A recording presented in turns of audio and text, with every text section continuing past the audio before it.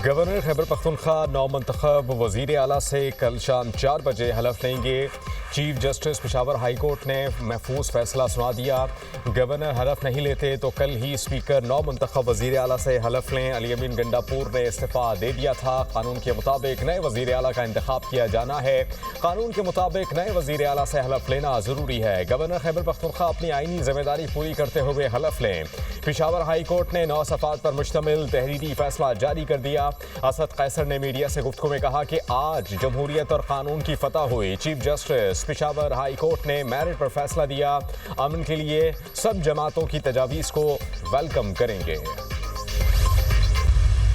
Governor साहब, आपको मेरे ख्याल में पख्तूनख्वा पहुंचना चाहिए। मैं चीफ मिनिस्टर सिंध साहब से रिक्वेस्ट करता हूं कि आप अपना जहाज़ गवर्नर साहब को दे दें ताकि गवर्नर साहब जो है वो पख्तूनख्वा पहुंच के आइन और कानून के मुताबिक अपना जिम्मेदारी ज़रूर पूरा करेगा। बिलावल भुट्टो ने गवर्नर फैसल करीम कुंडी को खैबर पख्तूनख्वा पहुंचने की हिदायत कर दी। कहा, वज़ीर आला सिंध से कहूँगा अपना जहाज़ गवर्नर केपी को दे दें। गवर्नर जल्द अज जल्द पेशावर पहुंचकर आईनी जिम्मेदारी पूरी करें। अदालत का जो भी हुक्म होगा गवर्नर खैबर पख्तूनख्वा उस पर अमल करेंगे। बिलावल भुट्टो का नाम लिए बगैर वज़ीर आला पंजाब को जवाब तकरीब से खिताब करते हुए कहा कि आपका मुकाबला तो किसी और सूबे से ही नहीं है, हम तो दुनिया से मुकाबला करने वाले हैं। खैबर पख्तूनख्वा खैर इकनॉमिक जोन का शुमार दुनिया के बेहतरीन इकनॉमिक जोन में होता है। BISP के तहत लोगों की मदद करना बेहतरीन तरीका है। BISP को पूरी दुनिया में माना जाता है। चाहते हैं कि आपस में तकसीम के बजाय दुनिया का मुकाबला करें।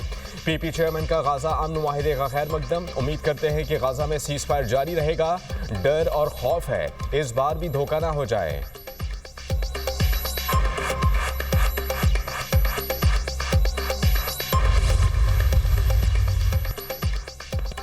JUI की वज़ीर आला के इंतखाब के खिलाफ दरख्वास्त समाअत के लिए मुकर्रर। पेशावर हाई कोर्ट के जस्टिस अरशद अली और जस्टिस वक़ार अहमद कल समाअत करेंगे। JUI के लुत्फ़ुर रहमान ने वज़ीर आला खैबर पख्तूनख्वा के इंतखाब को चैलेंज किया है।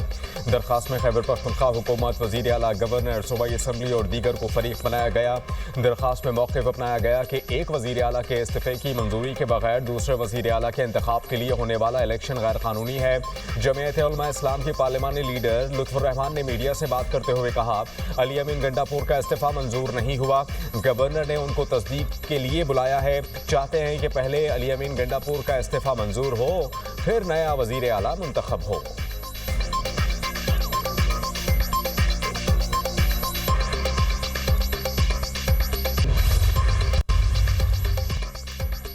फेक न्यूज़ नेटवर्क बेनकाब। हुकूमत का मजहबी जमात वाक़े पर जाली खबरों के खिलाफ बड़े एक्शन का ऐलान। मरकजी किरदारों की फहरिस्त तैयार। फेक न्यूज़ में मुलव्वस अफराद के खिलाफ पीका एक्ट के तहत मुकदमा दर्ज होंगे। FIA साइबर क्राइम और खुसूसी यूनिट की तरफ से फौरी गिरफ्तारियाँ मुतवक्के।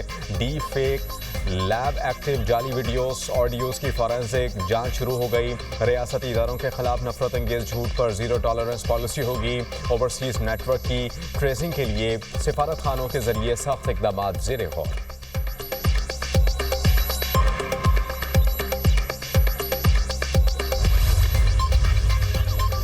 मजहबी जमात के एहतजाज के दौरान तोड़फोड़ का मामला। लाहौर में मुजाहिरीन के खिलाफ अब तक 20 मुकदमा दर्ज। दहशतगर्दी, कत्ल, इक़दाम कत्ल, अगवा समेत दीगर संगीन दफात शामिल की गईं।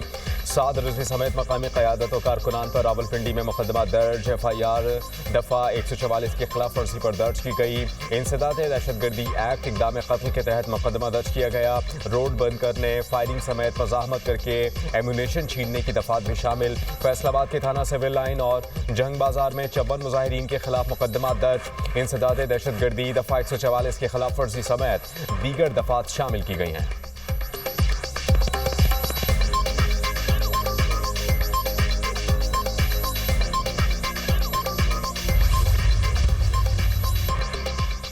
कानून नाफिज करने वाले इदारों ने मजहबी जमात के सरबराह साद रिजवी और उनके भाई अनस रिजवी का पता लगा लिया। पुलिस राय के मुताबिक साद रिजवी ने भाई के हमरा सरेंडर ना किया तो जल्द गिरफ्तार कर लिया जाएगा। अगर वो जख्मी हैं तो रियासत तिब्बी सहूलियात फराहम करेगी।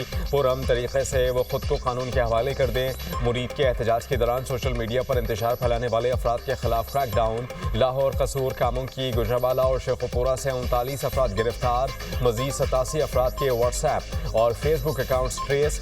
गिरफ्तारियों का अमल मुकम्मल करके कानूनी कार्रवाई की जाएगी।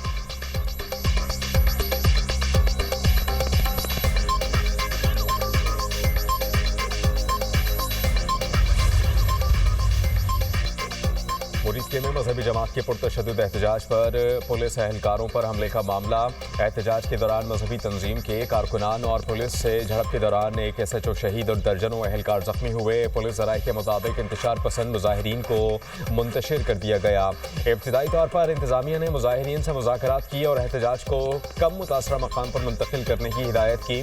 मुज़ाकरात के दौरान एहतजाज की क़यादत ने हजूम को उकसाना शुरू कर दिया। हजूम ने पत्थर, कीलों वाले डंडे और पेट्रोल बमों समेत तशद्दुद आमेज़ हथकंडे इस्तेमाल किए।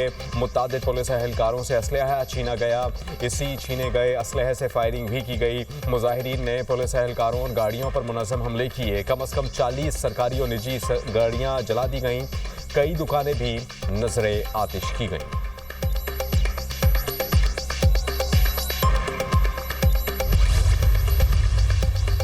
रावलपिंडी और इस्लामाबाद मेट्रो बस सर्विस जुज़वी बहाल। पहले फेज में मेट्रो बस सर्विस सदर स्टेशन तक कश्मीर हाईवे तक बहाल हुई। मजहबी जमात के एहतजाज की कॉल के बायस मेट्रो बस सर्विस 4 रोज तक बंद रही। लाहौर में सूरत हाल बेहतर होने पर सियालकोट मोटरवे M11 और 3 को अब्दुल हकीम तक ट्रैफिक के लिए खोल दिया गया।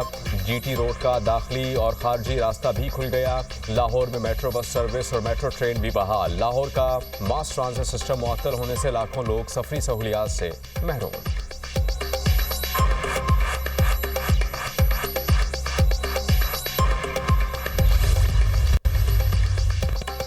वज़ीर आज़म 2 रोज़ा दौरा शर्मुल शेख मुकम्मल करके वतन वापस पहुँच गए। मिस्र के वज़ीर सक़ाफ़त अहमद फवाद हुनूद ने अलविदा किया। शहबाज शरीफ की गज़ा में सरबराह इजलास में शिरकत। अमीर क़तर शेख तमीम बिन हमद सानी से मुलाकात। मुख्तलिफ शोबों में पाक क़तर ताउन मज़ीद गहरा करने के अज़्म का यादा। वज़ीर आज़म फ़लस्तीनी सदर से भी मिले। दोनों रहनुमाओं का गाज़ा में जंग बंदी पर इत्मीनान का इज़हार। ख़ित्ते में अमन फ़लस्तीनियों की तरक्की का पेश ख़ैमा करार। सदर महमूद अब्बास का फ़लस्तीनियों का साथ पर पाकिस्तान से इज़हार तशक्कुर। आर्मीनिया के वज़ीर आज़म और आज़रबाईजान के सदर ने शहबाज शरीफ को अमन मुआहिदे पर मुबारकबाद दी। वज़ीर आज़म की UN सेक्रेटरी जनरल, बहरैन और उर्दन के फरमारवा से गाज़ा की सूरत हाल पर बातचीत। शहबाज शरीफ ने जर्मनी, स्पेन, इटली के सरबराहान ममलिकत से भी मुलाकातें की।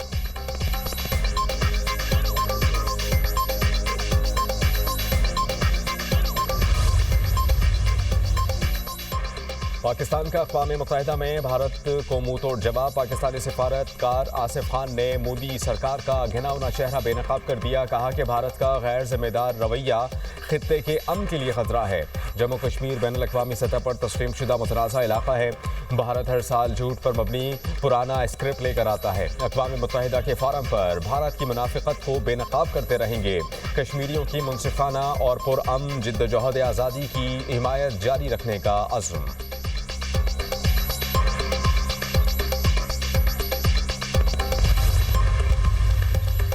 ये सीधा अदलिया की आज़ादी का मामला है। कमेटी के पास बेंचेस बनाने का इख्तियार है, फुल कोर्ट बनाने का नहीं। कमेटी के इख्तियारात चीफ जस्टिस के इख्तियारात नहीं खिलाए जा सकते। दोनों मुख्तलिफ हैं। हम बेंचेस नहीं बल्कि फुल कोर्ट की बात कर रहे हैं। जस्टिस आयशा मलिक के 26वीं आईनी तरमीम के खिलाफ दरखास्तों पर सवाल में रिमार्क्स। जस्टिस अमीनुद्दीन खान ने इस्तफसार किया, क्या चीफ जस्टिस फुल कोर्ट बना सकते हैं जिसमें आईनी बेंच के तमाम जजेस हों? आप फुल कोर्ट की बात ना करें, आप सिर्फ कहें वो जजेस जो तरमीम से पहले सुप्रीम कोर्ट में मौजूद थे वो केस सुने।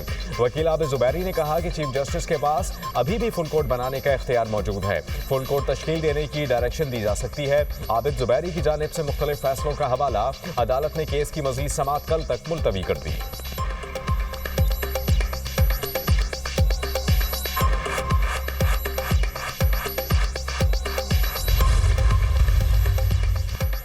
छब्बीस नवंबर एहतजाज के केसेस बुशरा बीबी की 29 मुकदमात में अबूरी जमानतों में 4 नवंबर तक तोसी, वकला सफाई मसरूफियत के बायस पेश ना हो सके, पुलिस रिकॉर्ड भी ना मिला।